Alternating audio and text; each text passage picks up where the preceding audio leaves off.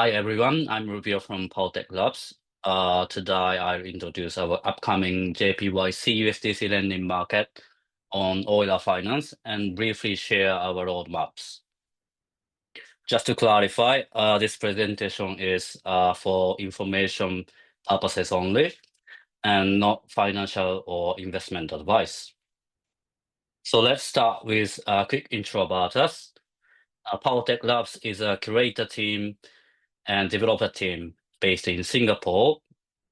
We have a great experience of DeFi development launched for DeFi protocols, including InsureDAO, which is a DeFi insurance protocol, and Orange Finance, which is an automated liquidity manager for AMMs.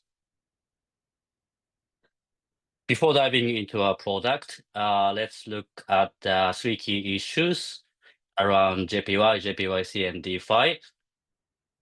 As Makichi-san also mentioned, Japan's interest rate is extremely low. Even long-term bonds yield almost nothing. The second one is while DeFi offers high yields, it also brings smart contract risks. Third, JPYC's utility in DeFi is still limited.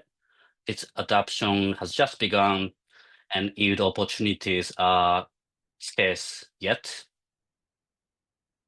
So to address these issues, we are launching JPYC USDC lending market on Euler. This market lets users to earn yield by lending JPYC, supposed to be higher yields than government bonds.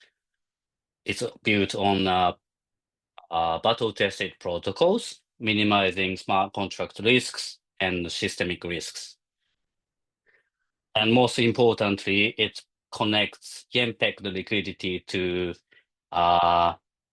USD-based DeFi opportunities, accelerating JPYC's integration into the global DeFi ecosystem. So with this lending market, you can lend JPYC to earn interest rates or borrow JPYC against USDC, for example, to short JPY or like tax purposes, perhaps, or borrow USDC using JPYC as collateral to join the USD-based DeFi strategies, as I mentioned in the previous slides.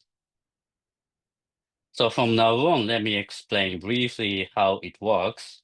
So I assume you already know, but like other DeFi lending protocols, it's over-collateralized. And simply put, you have to deposit more than you borrow. For example, for our case, we set loan to value at 75%. That means if you deposit 100 USD worth JPYC, which is approximately 15,000 Japanese yen, you can borrow up to 75 USDC. So this is the over collateralization, and this ensures all position remains safe and our market stays solvent. Another topic is interest rate. So our market adopts dynamic interest rates where borrowing rates rises gradually as utilization increases and spike sharply once it crosses threshold. And for our market specifically, as a reference, when 90% of the JPYC or USDC is borrowed, lenders can earn around 6% interest rate. So this is our setting. And let's moving on to liquidation part. So obviously, if the value of borrower's collateral drops, it might become under collateralized. And to prevent this, anyone can liquidate such kind of position on our market and get a borrower's collateral position at a discount rate. However, the risk is that actually the limited JPYC liquidity on DEX for smooth liquidation. So that means like because the liquidity is still thin yet, this higher slippage may make it like unprofitable for liquidators to execute liquidation. So to minimize this risk, we set, first of all, a conservative parameters for LTV and LLTV, which gives us approximately 10% price buffer for JPY price movement before liquidation is triggered. We've also set a small caps for our market to align with current JPYC DEX liquidity depths. And lastly, just in case if the liquidation on chain is quite challenging, we are ready for off-chain liquidation utilizing the JPYC redemption for JPY or vice versa. And I need to mention about Oracle design as well. So we actually utilize the Chainlink JPY-USD feed, but not JPYC's DEX price. Now you might think that what is JPYC DPEX? It may cause a bad position due to a gap between Oracle and market price gap.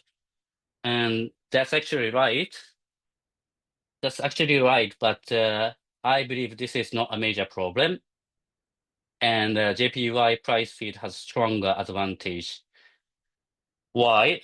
Because first of all, JPYC has a redemption mechanism that anchors JPYC at 1 Japanese yen. So if the price slips, arbitrators quickly bring it back and making DPEX very unlikely. And once it repegs, all positions align automatically, so there's no lasting bad debt position in the system. And rather, what's more concerned than short-term DPEG is Oracle manipulation. So if we use JPYC's DEX price with current thin liquidity, someone could move the price with swaps or flash loan and exploit liquidity from our market.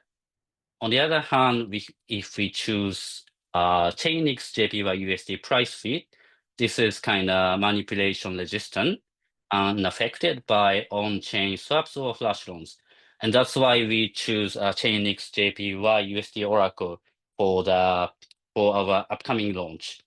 Of course, we plan to adapt decentralized Oracle for JPYC once JPYC liquidity become more thick enough and trustworthy. Okay, so this was about the Oracle design. And lastly, this is our roadmap.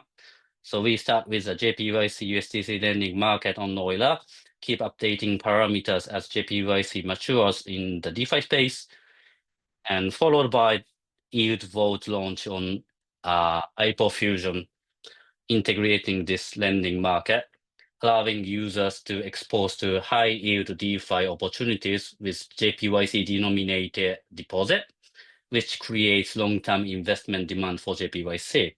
And lastly, for phase 3, we plan to introduce JPYC denominated fixed income products on Napier, offering fixed yen yields and increasing holding demand for JPYC. Yeah, so this is just the beginning.